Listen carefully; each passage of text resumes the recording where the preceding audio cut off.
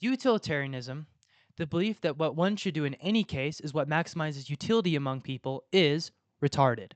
It is one, wrong because it assumes altruism, and two, impossible because it assumes we can even measure a util. For one, altruism covers the vast majority of moral theories and consists of any ethic that holds man as a sacrificial animal. The morality consists of giving up what you need to thrive so others can. Specifically, the utilitarian correctly holds that pleasure, utils, is self-evidently good, and thus one's goal in ethics should be to maximize it. But maximize it for who? While it is true that pleasure is self-evidently good, it is good to you. Anyone understands how pleasure is good for themselves, but I'm still yet to hear the justification for the pleasure of others. You should be the recipient of your own ethical code.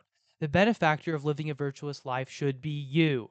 Why someone or anyone else should get the fruits of your own effort rather than you is left floating, just assumed. There's always ever been one kind of justification. That is one of a mystical, otherworldly sort, looking away from this world. The reason that you should give up your life's requirements here on this earth, i.e., not be selfish, is ultimately because you will be rewarded in the next world, heaven, and avoid infinite torment in hell. How the likes of someone like Peter Singer, an atheist, can hold on to it without that justification is completely beyond me. So, without the Christian fable to ground the utilitarian's altruism falls apart, and the utilitarian cannot commit themselves to Christianity because of its deontological nature. And finally, it is impossible. Even if you should sacrifice your life for others, which, as I have gone over, you shouldn't, how do you even help maximize utils? Pleasure does exist, but just because something exists, that doesn't mean it's divisible and comparable. Think of a race. There's the ordinal position each car might have at the end, first, second, third, but then you might have the cardinal position, 1 minute, 2 minutes, 3 minutes. With the first list of ordered numbers, you can only know that the first car was faster than both the second and third, but not by how much. However, with the cardinal numbers, you can know that the first car was 2 or 3 times faster than the two cars behind it. Now, with the context of pleasure, you can only introspect if you prefer one sensation to another.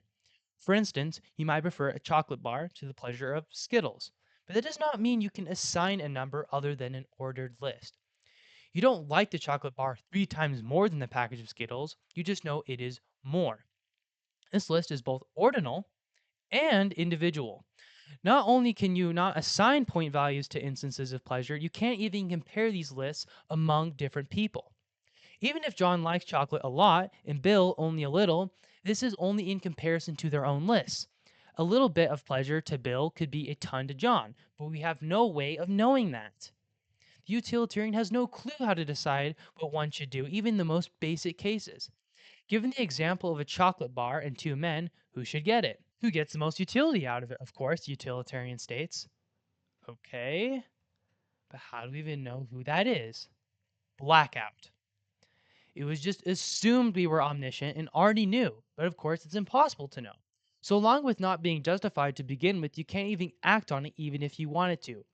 Utilitarianism is retarded, and any self-described utilitarian is nothing more than that, because they themselves cannot act on their own moral theory.